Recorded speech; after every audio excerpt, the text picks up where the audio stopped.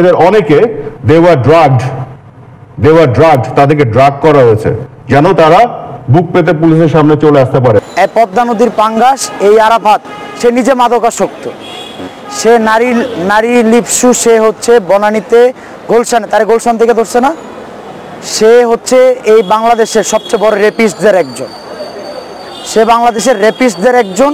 আর সে হচ্ছে ইয়াবার ব্যবসা না, শুধু তো মাদক ব্যবসা আছে বাংলাদেশের এই বড় সিন্ডিকেটের, সে অন্যতম আরেক গডফাদার।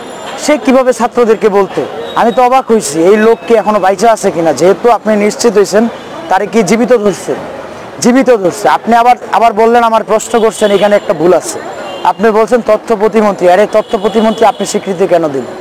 সে তো তথ্য প্রতিমন্ত্রী না, সে তো আগেই পালাইছে, সে চোর, অবৈধ সরকারের অবৈধ মন্ত্রী ছিল।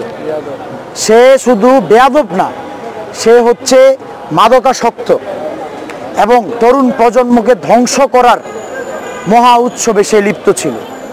এবং এই ছাত্র জনতাকে কটাক্ষ করে কত হাজার হাজার কথা সে বলছে। এবং এই আন্দোলনের এই যে এত এত শিক্ষার্থী মারা গেছে, সে উস্কানি দিয়া, ছাত্রদেরকে উস্কানি দিয়া, পুলিশ বাহিনীকে উস্কানো দিয়া সে রাস্তায় নামাইছে। এই হত্যা মামলায় তার নামে আরো 10টা মামলা আমি নিজে করব, কারণ সে হচ্ছে এই হত্যাকাণ্ডের, পৈশাচিক হত্যাকাণ্ডের নেতৃত্ব দেয়, সে নেতৃত্ব দেয়। এবং সে বিভিন্ন সময়ে বিভিন্নভাবে এমন উস্কানিমূলক কথা বলতো, যেই উস্কানিমূলক কথা বলার কারণে সারা বাংলাদেশে আন্দোলন, স্বাভাবিক ছাত্রদের যে আন্দোলন, এই আন্দোলনটাকে বিক্ষিপ্ত একটা অবস্থায় নিয়ে গেছে। এই যে জয়, সে আরেক মাদকাসক্ত, এই মাদকাসক্ত, এর প্রতিবন্ধী, সে বিকারগ্রস্ত না হইলে, সে বিকারগ্রস্ত যদি না হইতো তাহলে এখনো পর্যন্ত সে ছাত্রদের হত্যা করার জন্য সেনাপ্রধানকে নির্দেশ দিয়েছিল। কত বড় বিকারগ্রস্ত না হইলে এতগুলা মার্কস ভাই আবার নতুন করে গুলি চালানোর নির্দেশ দিছে? তোর ভিতর তো কোনো অনুশোচনাই নেই, তোর ভিতরে তো কোনো অনুশোচনাই নেই। অতএব এরা হইলো বন্ধু না, এরা হইলো অরিজিনালি পাকিস্তানি হানাদার বাহিনীদেরকে যারা হেল্প করছিল না, যেই রাজাকাররা, এরা হইল অরিজিনাল বাংলাদেশের এই রাজাকার, এরা রাজাকার গোষ্ঠী। এই জয়, এই আরাফাত, তন্ময়, এরা আমি খুঁজতেছি। ছাত্র জনতা যেখানে পাবেন গণধোলাই দিয়ে সেনা ক্যাম্পেইনে জমা দিল। শেখ তন্ময়, শেখ পরিবারের প্রত্যেকটা, এরা হইল বাংলাদেশের সেরা রাজাকার। আজকে এই যে বঙ্গবন্ধু, ওনার তো বাংলাদেশে অবদান ছিল, ওনার স্বাধীনতার ক্ষেত্রে বাংলাদেশের রাজনীতিতে ওনার একটা বড় অবদান ছিল, আছে, এটা অস্বীকার করা যাবে না। কিন্তু ওনার এই যে বড় বড় মূর্তিগুলো এইভাবে কলার ধরে নামাইছে, এই নামাইছে কারা জানেন? এই লোকটা কবরে আছে, পরিচয়। এই যে ওনার আজকে অধপতন করাইছে এই শেখ পরিবারের এই যারা বাইচা ছিল, এই উত্তরসূরি। কারণ উনি বাংলাদেশের ইতিহাসের একজন সম্মানজনক একটা অবস্থান ছিল। ওনারে নিয়ে অতি রঞ্জিত, অতি কথন, অতি বচন, অতি মনে করেন ধরন, বিভিন্ন কিছু কইরা আজকে ওনাকে একদম নিকৃষ্ট ডাস্টবিনে ফেলাইছে। এর পিছনেও ওরা দেয়, এর পিছনেই নামগুলো শেখ পরিবারের যারা বাইচা ছিল। এবং আপনারা জানেন চট্টগ্রামের প্রত্যেকটা বন্দর থেকে শুরু করে প্রত্যেকটা জায়গায় এই ব্ল্যাক যে কারবারগুলো হইতো সব কিছুর নেতৃত্ব দিত জয়, আইসিটির পলক এবং এই আরাফাত হচ্ছে পাঙ্গাস, কালা পাঙ্গাস, সাদা পাঙ্গাস আরাফাত, এরা না। এই লোক তো আসলে এই দোসরদের পিছনের মাস্টার মাইন্ডদের একজন, ওই যে মেনন, ইনু, ওনাদের নামগুলো বেয়াদবির মতো করে বলতেছে, কারণ এরা খুনির দোসর, ওদেরকে আবার সম্মান কেন দিব?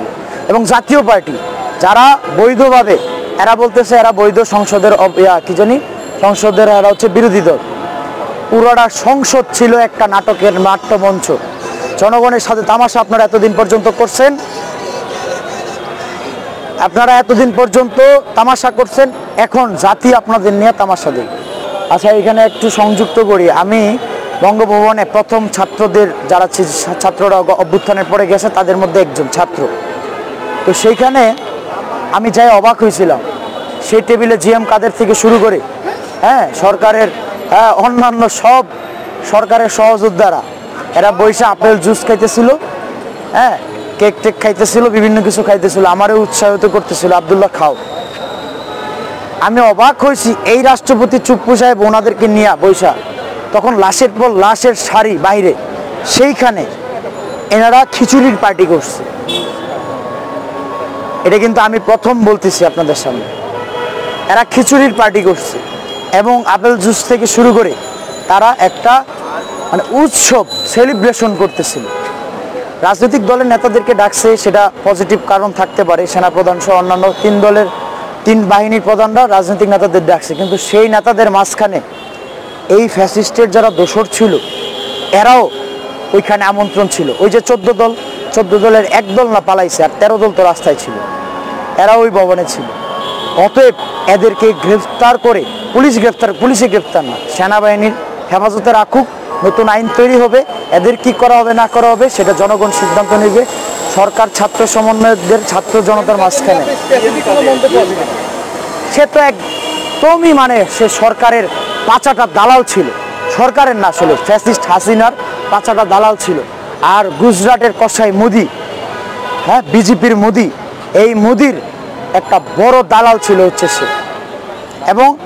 এবং জিএম কাদের না শুধু, এই জাতীয় পার্টির যে সকল মানে নেতাকর্মী, জাতীয় পার্টির কিন্তু বাংলাদেশে একটা বড় অবদান আছে, হ্যাঁ এরশাদ সরকারের একটা বড় অবদান আছে, কিন্তু এদেরকেও এই সকল কুলাঙ্গাররা, এরা রাষ্ট্রীয় মানে রাষ্ট্রে এরা যারা কুলাঙ্গাররা, যারা রাষ্ট্রে এই অবস্থায় আনছে, এদের মধ্যে অন্যতম কুলাঙ্গার এই জিএম কাদের, রওশন এরশাদ সহ অন্যান্য প্রত্যেকে। এদেরকে জনগণ পরে সিদ্ধান্ত নেবে, আপাতত গ্রেপ্তার করে সেনা হেফাজতে রাখুক, পরে